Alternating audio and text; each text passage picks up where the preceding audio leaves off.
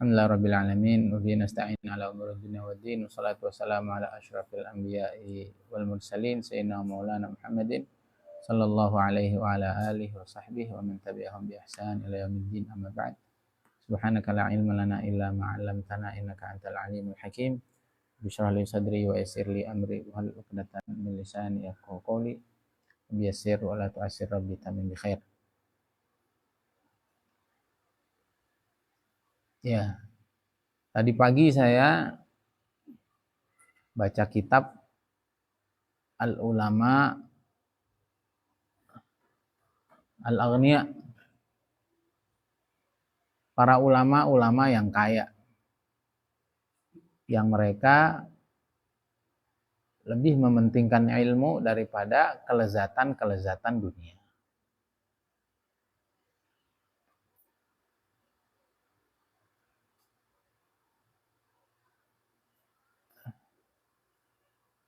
Jadi kita harus sepakati bersama bahwa orang terbaik di atas muka bumi ini selepas para nabi adalah para ulama.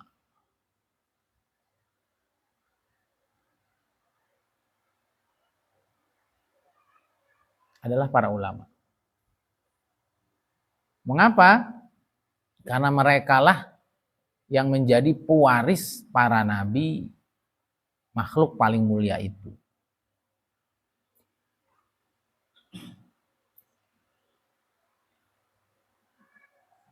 Nah, ini harus kita sepakati. Al-ulama warathatul anbiya. Wal anbiya'u lam yuwarithu dinaran wala dirhama. Innama warathul ilma faman akhadhahu akhadha bihadzin wafir. Dalam hadis yang lain juga dinyatakan bahwa tidak ada derajat yang lebih tinggi daripada derajat para ulama. Ghairu annahum la yuha ilaihim, hanya saja para ulama ini bedanya dengan para nabi, mereka nggak diturunkan wahyu. Tapi isi wahyu itu ada di hati mereka, ada di pikiran mereka. Antum. Maka seumur hidup jangan pernah jauh-jauh dengan ilmu. Ilmu apa? Yang pertama ilmu agama tentunya. Kamu mau jadi orang tablik kayak, mau jadi insinyur kayak, mau jadi pengusaha, jangan pernah jauh-jauh dari ilmu. Karena itu adalah derajat tertinggi selepas kenabian. Paham ini? Umar sumpama nanti dakwah jos kayak ayahnya nggak apa-apa, tapi harus punya waktu belajar ngajar. Kalau dakwah doang nanti nggak begitu. Nah itu pentingnya kita mondok itu. Dakwah bagus-bagus, tapi ilmu yang nomor satu tuh ilmu. Kenapa para malaikat disuruh sujud kepada Nabi Adam? Wa 'allama Adamal asma'a kullaha. Tsumma 'aradahum 'alal malaikah. Nabi Adam tuh diajarkan oleh Allah seluruh nama makhluknya di alam semesta ini sehingga menjadi seorang yang alim. Tsumma 'aradahum 'alal malaikah. Kemudian dipamerkan, diekspos di depan para malaikat, ini loh hambaku.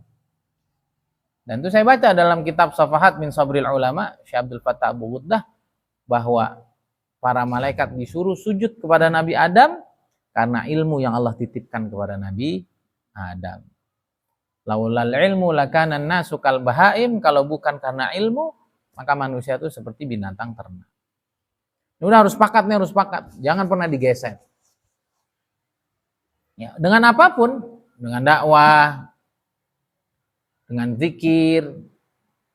Ada orang dakwah nggak mau ilmu, ada orang zikir aja nggak belajar ilmu syar'i. Nanti disesatkan sama iblis. Yang penting akhlak, nggak penting ilmu banyak. Loh, akhlak itu pondasinya ilmu. Ya, akhlak itu pondasinya ilmu. Gimana kita tahu sombong tidak sombong, gimana kita tahu dermawan tidak dermawan, gimana kita tahu ikhlas tidak ikhlas, dan seterusnya. Ya.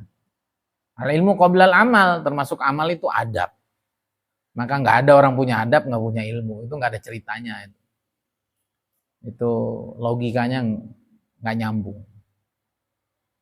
Ini harus tertanam ini. Pertama ilmu agama dan ilmu apa saja yang bermanfaat untuk kehidupan. Kata Imam Asy-Syafi'i radhiyallahu ta'ala anhu, al-ilmu ilman. Ilmu fiqhi lil adyan wa ilmu tibbi lil abdan. Ilmu itu ada dua, ilmu agama untuk ngatur kehidupan, untuk ngatur agama kita agar selamat dunia akhirat, dan juga ada ilmu kesehatan itu agar fisik kita tetap bugar, tetap fit. Artinya umat Islam itu tidak anti dengan ilmu apapun, paham Tom? Sekarang zamannya AI, santai harus ngerti AI. Sekarang zamannya media sosial, gunakan yang baik. Zamannya internet, gunakan yang baik, harus tahu. Selagi itu bermanfaat dan tidak memberikan madharat. Gitu ya. Nah, kemudian yang kedua, manusia terbaik kedua itu adalah orang kaya. Nah, itu di kitab itu saya baru sadar. Tapi kaya yang punya ilmu agama tadi itu, kaya yang punya ketakwaan tadi itu. Ini harus kita sepakati nih. Dan ternyata yang sering saya sampaikan itu hadis. Ternyata yang sering sampaikan itu hadis. Saya ingatnya itu ucapan Imam Ghazali, ternyata itu hadis. Oh, manusia itu terbagi menjadi 4 golongan. Di kitab itu dicantumkan. Kenapa yang kedua itu orang kaya? Karena banyak sekali dengan uang, amal ibadah bisa dilakukan yang ibadah-ibadah itu sebagian tidak bisa dilakukan tanpa uang. Sedekah tiap hari 1 miliar, kalau nggak ada duitnya, paham? Ini harus disadari nih. Nih, sebagian anak-anak di sini, mereka punya orang tua angkat. Itu tiap hari itu Iqbal ngaji, apa ngaji, dia dapat pahala. Ya orang nggak nyumbang begitu nggak dapat. Dia perlu ngaji tiap hari. Paham nggak? Yang mau huruf, nggak ada duit ya nggak bisa negeri jauh. Nah, itu harus dipahami gitu. Sehingga para sahabat itu ngeluh sebagian yang miskin-miskin tuh, zahaba ahlud dusur bil ujur. Orang-orang kaya itu ngeborong pahala. Bagian perbekalan perang mereka. Ada yang sakit mereka. Ada tamunya Rasul mereka. Terus bagian kami apa? Ya, kamu kan bisa bertasbih, bisa sholat, bisa puasa. Yang nggak bayar-bayar itu, kamu bisa itikaf. Sahabat itu memang cerdas urusan akhirat. Ya Rasulullah, mereka juga bisa itu masalahnya. Nah, Nabi tuh biar mereka tuh nggak sakit hati gitu, biar mereka nggak kecewa, biar mereka terhibur. Ya kan kamu bisa ibadah ini. Sahabat tuh pinter. Wah, ini Nabi ngeles nih. Mereka kan juga bisa ngelakuin itu dan mereka lakukan itu. Kata Nabi SAW, dzalika fadlullahi yu'tihi may yasha. Yaitu yang dikasih kaya plus alim, plus takwa, plus dermawan, plus tadi. Yaitu emang karunia Allah yang dia berikan kepada sebagian orang. Ya kamu ridho aja, udah istilahnya begitu. Paham nggak? Nah, berdasarkan hadis ini, tadi saya baca buku itu, bahwa orang kaya dan takwa, orang kaya dan berilmu, ini harus kita sepakati, mereka lah manusia terbaik di atas muka bumi. Dan lihat kayak Temboro, punya duit, punya apa, enak. Tamu sekian ribu, gratis. Ya nggak? Santri sekian ribu, sambil khidmat, gratis. Pahalanya ngalir semua itu. Siapa itu? Ada guru sekumpul yang saya ceritakan. Itu sedekahnya sebulan 2M. Ya. Itu pahalanya nggak bisa dikejar tuh.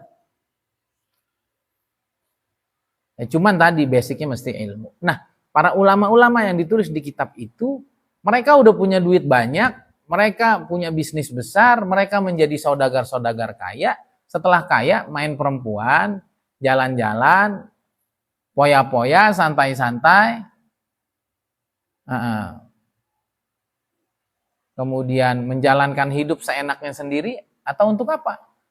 Nah, itulah bedanya kita. Bahwa mereka, para ulama yang kaya itu, justru kekayaannya itu untuk terus nulis ilmu, belajar ilmu, ngajarin ilmu, untuk menyuburkan keilmuannya. Paham, Tom? Nah, jadi nanti setelah kita Allah pilih menjadi orang-orang kaya, itu ilmu jangan pernah copot.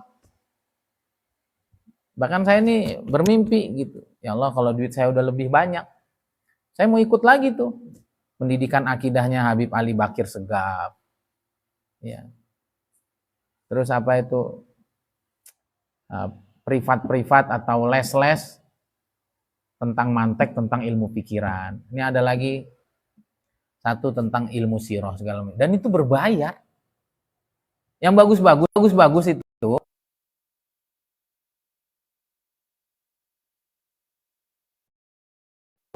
itu berbayar. Nah, kamu makanya dari sekarang tanemin dulu pentingnya ilmu, sehingga nanti dapat uang itu bukan untuk poya-poya, tapi ningkatin kapasitas keilmuan diri, nyebarin keilmuan ke umat, mengenyangkan perut umat. Nah, itulah mereka para ulama yang disebut di dalam kitab itu al-ulama al-aghniya alladzina atharul ilma 'alal maladzat. Para ulama-ulama kaya, ulama dulu baru kaya. Kalau kaya dulu belum ulama, biasanya nggak demen ilmu nanti. Kamu udah cocok ini, perjalanan kita udah cocok, maka saya tanemin jangan miskin. Ya, saya tanemin jangan miskin. Saya tanemin semuanya mesti menjadi pengusaha hebat. Belajarnya boleh kemana aja, di mana aja, perjalanannya boleh seperti apa saja, tapi ujungnya harus jadi pengusaha hebat. Untuk mengokohkan ilmunya. Ya, ini kalau nggak diceritain, apalagi di pondok-pondok agak zuhud begitu, udah nggak apa-apa, yang penting kita beruntung di akhirat, nggak apa-apa susah di sini. Enggak. Kita mau ambil peringkat pertama. Kalau kita nggak sampai peringkat pertama, nanti peringkat kedua. Dan ini peringkat pertama nih. Kita harus mati-matian menjadi seorang alim, kita harus menjadi mati-matian sebagai ghani asyakir. Demi menopang ilmu, demi menopang agama. Makanya agama dan ilmunya dikuatin. Agar nanti uang itu datang, tidak membuat kita silau, lalu akhirnya menjadi seperti ahli dunia. Tidak. Kita ingin menjadi ahli agama yang betul-betul kokoh dengan ekonominya, sehingga kita dakwah bukan berharap dari orang, justru kita yang memberi kepada orang. Ketika ada santri yang kesusahan, ketika asatid gajinya belum cukup, kita yang nyukupin. Ya. Nah, hari ini hal-hal seperti ini banyak yang tidak dijelaskan. Karena memang yang beredar, kata beliau, itu disebutin. Al-fakru akhul ilmi, katanya begitu. Kefakiran itu memang saudaranya apa? Ilmu. Kemudian disebutkan juga, itu banyak dalam kitab-kitab, bahwa tidak akan sampai kepada derajat keilmuan yang betul-betul kokoh kecuali orang yang betul-betul melarat. Itu kan di kitab-kitab banyak yang kayak begitu. Ya. Sehingga di kitab itu disebutkan seakan-akan ilmu itu bilang. Ilmu itu saat mau datang ke diri seseorang, saya mau pergi ke dirinya fulan, saya mau pergi ke Iqbal. Nah, pas ilmu itu bilang begitu, maka kefakiran langsung bilang sama ilmu, mau ilmu, saya ikut ya bareng sama kamu. Itu seakan-akan begitu. Itu di kitab itu disebutkan begitu. Jadi kalau orang itu udah fakir, udah orang itu punya ilmu, kefakiran tuh nempel. Maka kata beliau, likulli qaidatin istithnaat. Setiap kaidah itu ada pengecualian. Nah, kata beliau, saya pikir namanya pengecualian kan sedikit kan. Semua santri baik. Kecuali yang agak error dikit.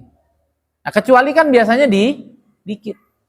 Kata beliau, kaidah kalau orang itu mau alim harus fakir, kecuali orang-orang pilihan, ternyata orang-orang pilihan di tadi tuh di grade E, Di grade pertama itu ya alim ya ghani asyakir. Itu setelah saya teliti ternyata orangnya nggak sedikit. Orangnya banyak. Sehingga buku itu kurang lebih ada 300 sekian halaman, sekian tokoh. Kata beliau, kalau mau saya tulisin semua nggak akan cukup. Buku ini akan sangat-sangat tebal. Maka saya ambil contoh saja. Artinya, ya, seperti dulu tuh ya orang kayak Kiai Ubed, ya, orang kayak Said Muhammad, orang seperti Buya Muhyiddin, kan juga banyak kan, nggak dikit-dikit amat kan. Dan kebanyakan kiai miskin apa kaya? Kiai kaya, yang miskin tuh ustadz. Nah, karena belum matang banget, jamaahnya belum banyak. Ya jadi, walaupun memang itu tadi, saya temukan orang itu harus matang dulu di ilmu, manis dulu di agama, nanti Allah kasih uang, nanti dia akan jadi ulama makin keren. Ya, seperti Buya Muhyiddin tuh. Karena punya uang, Habib Umar diundang, Said Muhammad diundang, Habib Salim Syatiri diundang, Habib Zain bin Sumaid diundang. Kita bisa ngundang? Paham nggak? Itu harus diakui itu. Bahwa yang bisa ngundang, ya sama kayak Temboro kemarin. Tua MUI diundang, ya Caimin diundang, ini diundang. Dari mana itu? Tetap duit. Itu kita jangan picik mata gitu. Ya, itu jangan picik mata. Paham, Tom? Nah, jadi kata beliau yang terkecuali itu, yang bisa alim sambil kaya, ternyata saya pikir karena pengecualian dikit, ternyata banyak sekali. Sehingga di kitab ini hanya saya cantumkan sekelumit. Dan masih banyak lagi yang belum saya cantumkan. Artinya, tidak menutup kemungkinan. Tapi itu tadi tuh, memang awal-awal belajar, awal-awal kita mondok, awal-awal kita nuntut ilmu agama, memang gak ada duitnya semua. Nah, maka kita niatkan terus ngaji itu, dakwah itu, nikmat dengan agama itu. Sampai nanti suatu ketika Allah juga pasti buka rezeki kita. Dan kalau Allah udah buka rezeki, ini bukan untuk kita menjadi golongan kiri, tapi agar kita menguatkan golongan kanan, baik diri kita, keluarga, pondok, masyarakat, dan orang-orang yang ada di kelompok kanan. Ada orang khurud, nggak punya amwal, kasih. Ditinggalin keluarganya, nafkahnya kurang, nggak usah diomelin, nggak usah diceritain. Emang dia nggak cukup kerjanya, kasih. Ih, banyak banget peluang sebelum ini, ya. Nanti emas akan bermunculan di mana-mana. Orang semua jadi kaya, nggak kebagian. Sekarang nih mumpung banyak orang nggak? Jadilah orang kaya. Masih banyak nggak orang mau nerima amplop sekarang? Jadilah, sebelum nanti akan datang satu masa, itu gunung-gunung jadi emas itu. Kan begitu hadisnya itu. Nanti kita bawa kekayaan kemana, orang udah nggak mau. Nah sekarang mumpung orang jadi pada susah, kita jangan ikut-ikutan susah. Jadilah orang yang punya banyak pahala. Banyak nih santri yang mau digratisin. Kalau ada orang kaya mau bayarin kamu. Mau kamu? Mau. Nah, jadi kita untuk itu. Gitu. Saya dipahami nih. Ternyata manusia terbaik nomor 1 yang alim dan ghani asyakir ini ternyata ini hadis Nabi SAW. Kenapa? Karena dalam hadis itu riwayat Hakim kalau saya nggak salah di kitab itu ditulis karena seorang alim itu pasti punya niatan baik dan dengan uangnya dia bisa merealisasikan itu semua. Kemudian tingkatan yang kedua adalah orang yang alim tapi tidak kaya. Alim tapi tidak kaya. Dia punya niatan yang baik.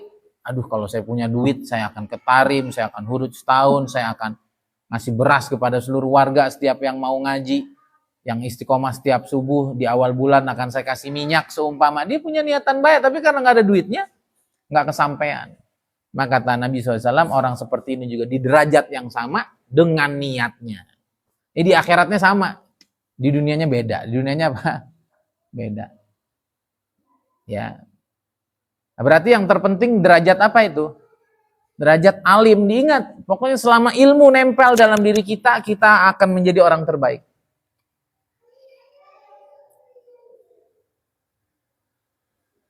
Ilmu dengan harta cakep, ilmu nggak pakai harta juga masih cakep. Baru yang ketiga adalah mereka yang tidak diberi ilmu, tidak diberi harta. Ini orang ketiga ini. Maka bersyukurlah kamu jadi santri, ngaji yang benar. Cintai ilmu, rajin baca, rajin nulis, pahami, hafalkan.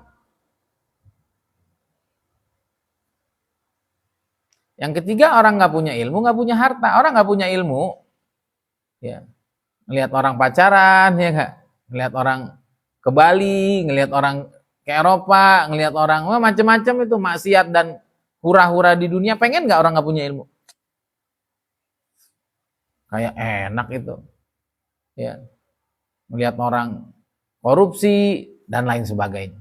Tapi karena dia nggak punya uang, dia nggak punya potensi, dia nggak punya kemampuan, akhirnya niat-niat buruk itu hanya sekedar niat, dia tidak bisa realisasikan.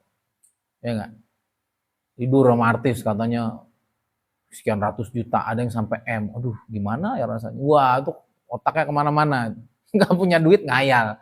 Nggak punya duit apa? Ngayal, ya nggak? Akhirnya ngelihat sapi jadi cakep gitu kan, sama-sama putih masalahnya. Nah, itu bahaya, emang orang punya uang, nggak punya iman, nggak punya ilmu, waduh bahaya.